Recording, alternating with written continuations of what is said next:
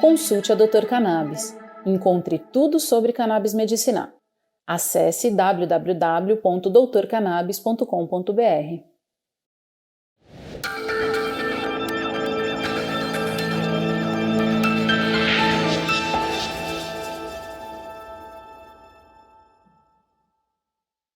Olá a todos, obrigada pela participação. O objetivo dessa apresentação é mostrar que, diferente do que muitos acreditam, os benefícios da planta da cannabis não foram descobertos há pouco, e que, na verdade, ela nos acompanha há pelo menos 8.000 anos. A gente sabe, por conta de descobertas arqueológicas, que a cannabis foi uma das primeiras plantas cultivadas pela humanidade. O meu olhar vai zanzar um pouco durante a apresentação, pois eu tenho uma segunda tela aqui na minha frente. Para facilitar a compreensão, eu dividi essa apresentação em 7 temas. A cannabis na Idade Média Antiga, desde a sua presença na China até a sua chegada à Europa. A cannabis na Idade Contemporânea, na qual ela se espalha pela Europa e também pelas Américas. A guerra contra a cannabis, deflagrada não por motivos de saúde pública, mas sim por motivação política, como vocês vão ver daqui a pouquinho. A redescoberta da cannabis, especialmente de suas propriedades terapêuticas, que hoje vem ajudando centenas de milhares de pessoas em todo o mundo, e a gente ainda nem chegou no começo do potencial da nossa plantinha. A visão moderna da cannabis e minhas considerações finais. Eu quero, antes de tudo, me apresentar. Eu me chamo Miriam Sanger, eu sou jornalista formada pela Faculdade Casper Libero. Eu nasci no Recife, mas cresci em São Paulo, e eu me mudei para Israel em 2012. O meu caminho se cruzou com o da cannabis há 3 anos por causa do meu trabalho como repórter, e desde então eu acompanho essa indústria e publico reportagens. Aqui, diferente do Brasil, a cannabis é um tema cotidiano e já bem conhecido da população, muito embora ainda haja um longo caminho pela frente até que o governo permita que ela se desenvolva em seu pleno potencial. Mesmo assim, já existe aqui um ecossistema de negócios bem movimentado e, como você deve saber, Israel é um dos países líderes na pesquisa da cannabis medicinal. Eu sou também, atualmente, diretora de conteúdo do site Canigma, na sua versão em português, que é totalmente voltada à cannabis medicinal. Antes da gente começar, eu quero lançar um desafio para vocês, que a gente aproveite os próximos 40 minutos para abrir nossas cabeças e rever conceitos. Eu quis incluir essa ilustração porque a cannabis nos traz, nesse momento, o desafio de nos abrirmos para as mudanças de paradigma. Como vocês sabem, change em inglês significa mudança, mas também troco. E eu queria compartilhar essa frase que eu vi num copinho que funcionário de uma sorveteria em Israel deixa amostra para os clientes em busca de gorjeta. E eu proponho, se você teme mudanças, te recomendo deixar o seu temor aqui nesse copinho e vamos em frente. Primeiro, eu queria contar algumas curiosidades e também fazer uma consideração. Como a gente vai citar aqui dados históricos, é preciso lembrar que há diferentes fontes com diferentes teses. A gente vai usar aqui as que, de forma geral, são as mais bem aceitas no momento. E no fim dessa apresentação, eu coloquei algumas fontes que eu consultei para que você depois possa consultá-las. A cannabis ela sempre nos acompanhou e foi uma das primeiras plantas cultivadas pela humanidade. A planta chegou ao Brasil na época da colônia e trazida pelos escravos africanos. Apesar de ser o composto psicoativo mais utilizado no planeta durante a história humana, não há um único registro de overdose. E esse é um fato super importante da gente citar por motivos óbvios. Além disso, não existe uma cannabis, mas, na verdade, mais de 1.000 espécies. E personagens históricos importantes consumiram a cannabis, como Shakespeare, em busca de inspiração, a Rainha Vitória, para combater dores menstruais, Abraham Lincoln usou como relaxante, entre outros. A cannabis também apareceu na literatura há séculos, como no caso da obra Mil e Uma Noites. Há muitos outros fatos interessantes sobre a nossa plantinha, e dá para construir uma palestra só sobre esse tema. Mas vamos entrar logo na nossa história de amor milenar. A gente vai começar falando sobre a cannabis na Idade Antiga e Média. Desde o 8º milênio antes de Cristo, a humanidade usou a cannabis como medicamento, como fibra, como alimento e para rituais religiosos. Em escavações arqueológicas foram encontradas fibras de cânhamo datadas de 8.000 a.C., dentro de vasos de cerâmica, atribuídos à cultura mesopotâmia, que então se localizava entre os atuais Iraque e Irã. Por isso a gente sabe que a planta crescia naturalmente naquela região. E também porque evidências de cultivo elas só aparecem a partir de 5.000 a.C. na China. Encontraram-se redes e vestimentas indicando que o primeiro uso da planta pela humanidade foi como fibra, e só depois ela passou a ser utilizada como medicamento, alimento ou para fins recreativos. Em 4.000 a.C., a semente de cânhamo era considerada um dos 5 grãos sagrados da China. Era vastamente cultivado. E a verdade é que a gente deve muito a esse país, pois foi ali que surgiu também o primeiro registro da sua utilização como medicamento. A cannabis ela era indicada para mais de 100 enfermidades. E um detalhe interessante, não apenas a folha era utilizada para a produção de medicamento, mas também as suas sementes. E sabe-se que na China foi criado o chá, aquele chá que a gente toma hoje em dia, justamente sob o reinado do imperador Sheng Nung, em 2737 a.C.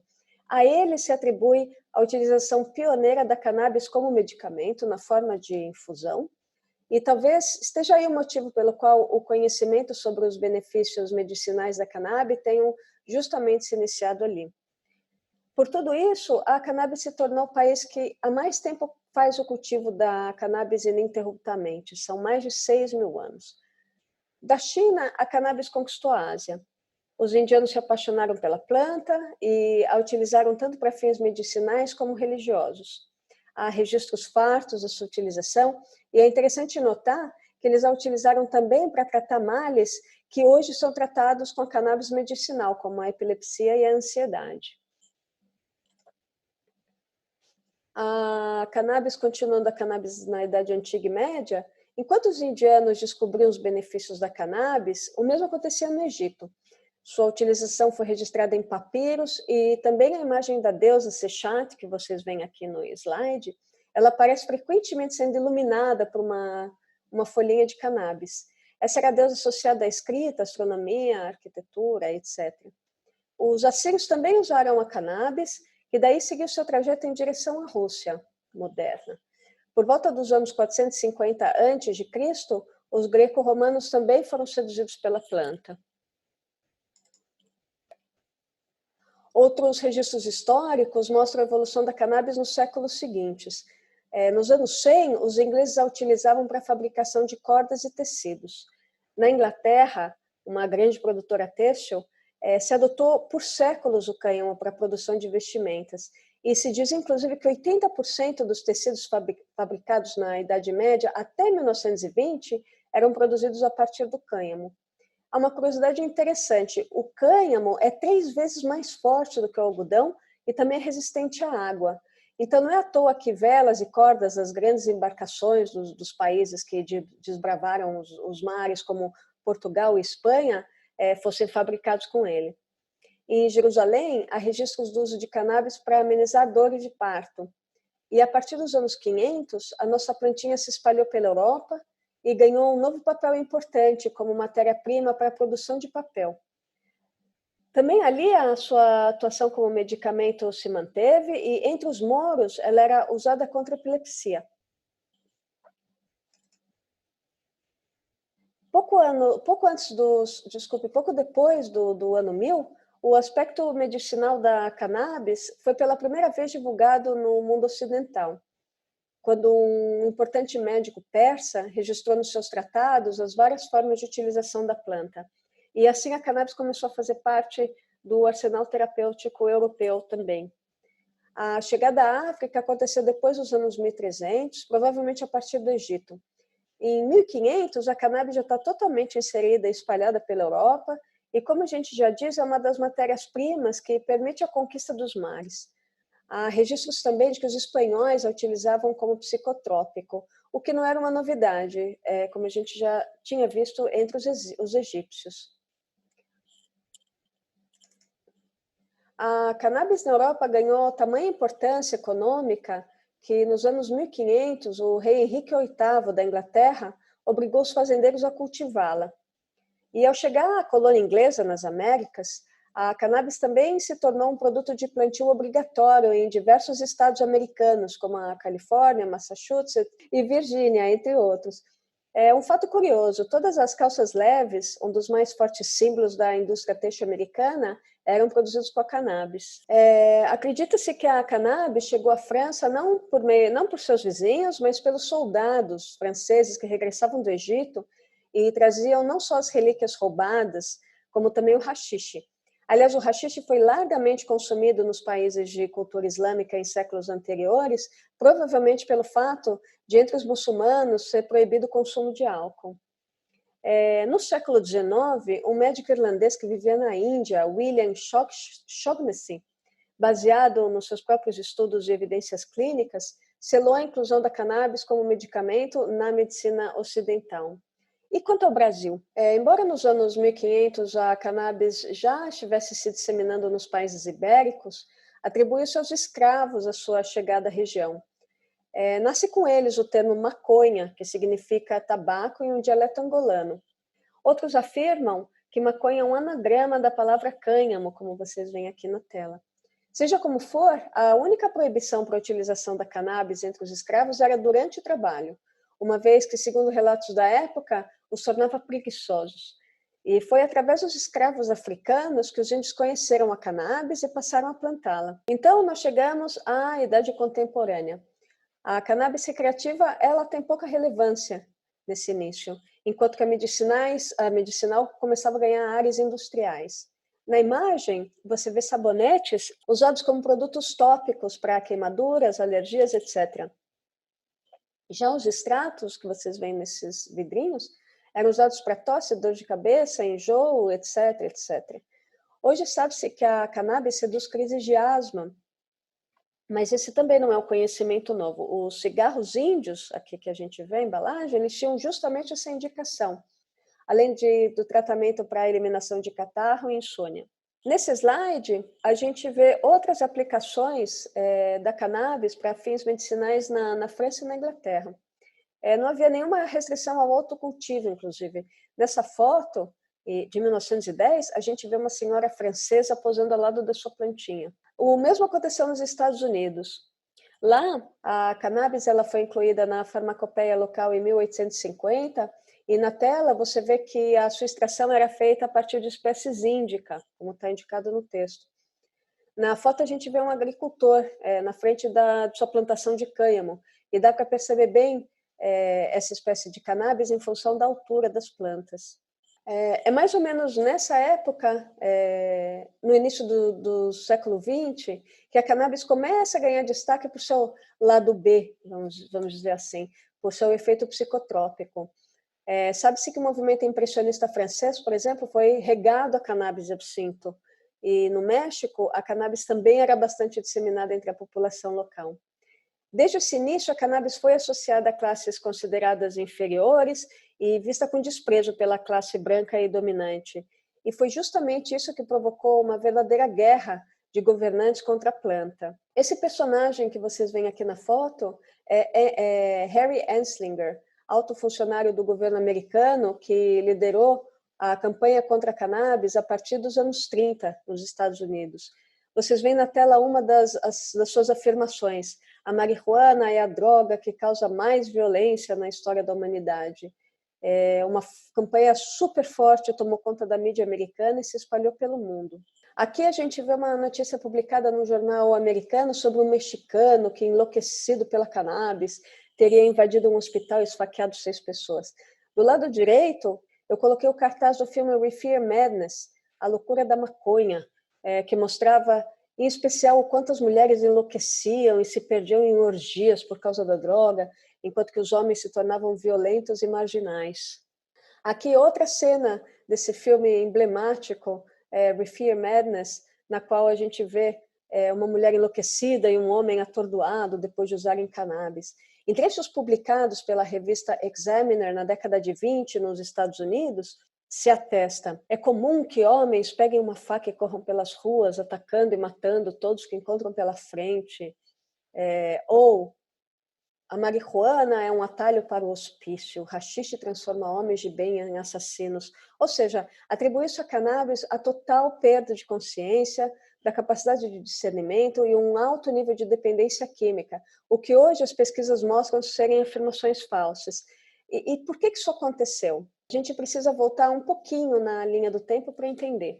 Em 1910 se deu início à Revolução Mexicana. E fugindo da violência que se espalhou pelo país, os mexicanos emigraram em massa para o seu vizinho do norte, os Estados Unidos, e levando consigo a cultura da cannabis recreativa. Nesse momento, a planta começou a ser identificada com a classe pobre imigrante da América. E aqui vocês podem entender por que a cannabis nos Estados Unidos começou a ser chamada de marihuana. Hoje, justamente para desassociar a planta desse estigma recente, é que o mercado prefere chamá-la somente de cannabis. Em 1929, com a Grande Depressão Econômica, os ânimos dos americanos se acirraram ainda mais contra os imigrantes de outras classes, como os negros.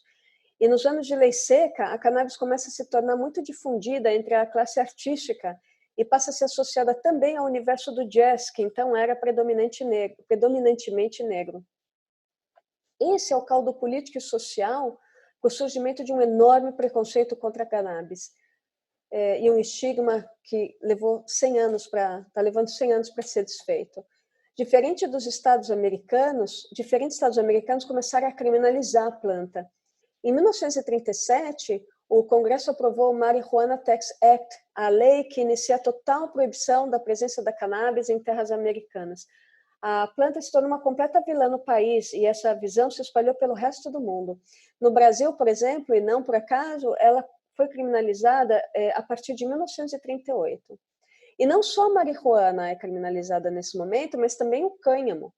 E essa indústria do cânhamo desaparece do país e só vai ser retomada recentemente, em 2018, sob o governo Trump.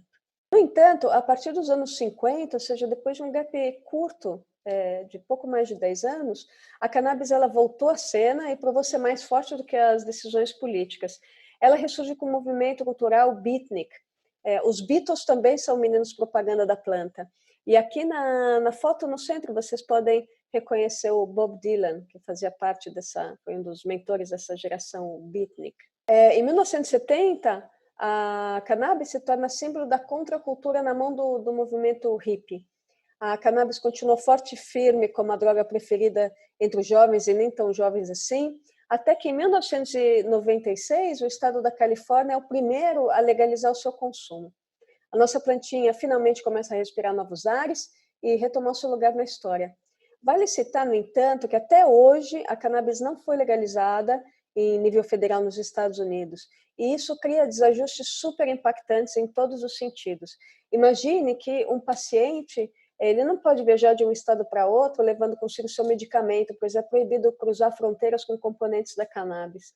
Ou que os negócios sejam obrigados a operar somente com cartões de crédito ou dinheiro, pois eles estão proibidos de se vincular com bancos federais e cartões de crédito. E esse é um entrave importante, que uma vez vencido, e ele vai ser vencido, ele certamente vai abrir um espaço enorme para a cannabis em todos os países do globo. O surgimento da cannabis, como medicamento, acontece logo em seguida. O conhecimento acumulado ao longo de milênios começa a ser retomado e reavaliado publicamente. Surge uma nova roupagem que envolve bem-estar, medicina, direitos do cidadão, economia, etc. Esse é o momento que a gente está vivendo agora. Mas o que definitivamente garantiu esse status renovado para a cannabis como ferramenta terapêutica foi a atuação de alguns cientistas incrivelmente visionários e super corajosos. Afinal, eles se dedicaram a pesquisar um elemento proibido, então, em todo o globo. O mais conhecido deles é o professor Meshulam, aqui na foto, que é um cientista israelense ainda nativo aos 90 anos de idade, da Universidade Hebraica de Jerusalém, que na década de 60, com o apoio do governo de Israel e da universidade onde ele atuava, ele isola e descreve a estrutura de dois dos canabinoides mais utilizados na medicina hoje, o THC, que é o elemento psicoativo da cannabis, e o CBD. Mais tarde, ele registra também o efeito entourage, ou efeito comitiva, em português, percebendo que alguns fitocannabinoides são os canabinoides da planta, eles não apresentam atividade isoladamente, mas, no entanto, eles têm o poder de potencializar outros fitocannabinoides, o que no uso medicinal faz muita diferença. Ele conta que o seu objetivo, então, revolucionário naqueles anos, de voltar a estudar planta, veio por meio da compreensão de que, para entender a farmacologia e realizar estudos clínicos, uma forte base química é necessária, como eu coloquei aqui no slide. Outros 2 cientistas também precisam ser citados aqui. Um deles é palestrante desse congresso, o professor tcheco Lumir Ahanush. Ele descobriu em 1902, junto com a equipe do professor Meshulam, na Universidade Hebraica de Jerusalém, o endocannabinoide anandamida, que também é conhecido como a molécula da felicidade. E isso abriu o campo para a pesquisa dos canabinoides que são produzidos pelo organismo humano, assim como seus receptores espalhados pelo corpo de homens e outros mamíferos e que formam um incrível sistema endocannabinoide. Em 1980, a cientista Allen Howlett, ela descobre o receptor humano de canabinoides, o CB1, e abriu espaço para a descoberta, óbvio, em seguida do CB2. Também um brasileiro entre esses eméritos cientistas, o professor Elisaldo Carlini, que na década de 70 desvendou a relação entre o CBD e a redução de convulsões. Quem acompanha entrevistas com o professor Meshulam já ouviu reclamar de do fato de terem se passado 30 anos entre a descoberta desse efeito e o surgimento da primeira droga resultante dele, o Epidolex. Com a base científica lançada, a cannabis passou a ser vista com outros olhos e vivenciou uma onda de legalizações que varre o planeta e que continua em processo até hoje. Não é para menos, uma vez que se pressupõe que o sistema endocannabinoide está envolvido em todas as doenças humanas. Vale destacar nessa onda de legalizações países como o Uruguai, que foi o primeiro a legalizar completamente a cannabis, tanto para uso recreativo quanto medicinal, em 2013. O Canadá foi o primeiro dos G7 a fazer o mesmo, em 2018, e está hoje ali a maior indústria canábica do globo e também um dos maiores programas medicinais governamentais, que atende a mais de 360 mil pacientes. E esse é um número impressionante, se comparado até mesmo com Israel, que, apesar de pioneira, hoje atende 60 mil pacientes. O Brasil, que lentamente está mudando as suas regras em relação à planta, vale citar um aspecto interessante. Ele foi o primeiro país a garantir o direito de autocultivo a famílias de pacientes por meio de uma estratégia jurídica, o habeas corpus. O potencial da cannabis medicinal no Brasil é incrível e se estima que 4 milhões de pessoas vão se beneficiar da planta, claro, no momento em que as leis e o mercado permitirem acesso a ela. E essa história é bastante resumida da relação entre a cannabis e os seres humanos. Chegamos aqui às considerações finais. Então, hoje a gente observa um rápido crescimento da indústria da cannabis, com destaque para a utilização da planta para fins medicinais. A medicina é geralmente a porta de entrada da planta dentro da regulamentação dos países, muito embora já se saiba, a partir da experiência de estados como Washington e Colorado, que o potencial econômico da cannabis recreativa é até 10 vezes maior do que a medicinal. As pesquisas estão avançando rapidamente, mas não tão rapidamente quanto gostariam alguns cientistas, como o professor Meshulam, e também como, infelizmente, pacientes e suas famílias. Mas lentamente as barreiras do estigma estão sendo derrubadas, mesmo que ainda haja um trabalho enorme pela frente. Certamente a comprovação da segurança do uso da planta, tanto na sua utilização medicinal quanto recreativa, estão colaborando para isso. O coronavírus, como vocês devem saber, ele está ajudando a transformar a cannabis em uma nova estrela da medicina, tal história do males que vem para bem. Os dispensários americanos, ou seja, as lojas especializadas em produtos canábicos, elas foram consideradas comércio essencial e não participaram do fechamento global imposto nos Estados Unidos durante a primeira onda de contaminações. Além disso, em diferentes países, incluindo Israel e Brasil, estão sendo realizadas pesquisas para verificar se a cannabis pode, por causa do seu efeito anti-inflamatório, ser usado para evitar a chuva de ocitocinas que é provocada pela Covid-19, que provoca o agravamento do quadro do paciente, do contaminado. Além disso, a indústria de cannabis ela vem sendo citada cada vez mais como uma alternativa econômica para o momento pós-pandemia. Os números movimentados por essa indústria crescem a cada ano exponencialmente e, de fato, trazem esperança como apoio à recuperação dos países. Alguns deles, como o Líbano, que recentemente legalizou o plantio da cannabis, declaram abertamente que essa é a sua proposta. Outro aspecto do qual a gente vai começar a ouvir falar cada vez mais é a necessidade de promover a reparação social frente àqueles que ainda pagam um preço muito alto, por vezes com prisão perpétua, por terem no passado comercializado ou simplesmente utilizado a cannabis.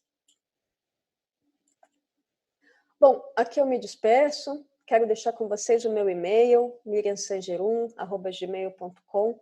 Eu vou ficar feliz em continuar essa conversa no particular. Eu coloquei aqui também as referências, algumas das referências que eu usei para a produção dessa apresentação. Existem muitas outras fontes, vale a pena pesquisar na internet. Eu agradeço a sua participação. Aqui está o meu slide de muito obrigada. Eu espero ter contribuído para o enriquecimento do seu conhecimento a respeito dessa planta fenomenal. E espero que a gente se encontre novamente em breve. Muito obrigada.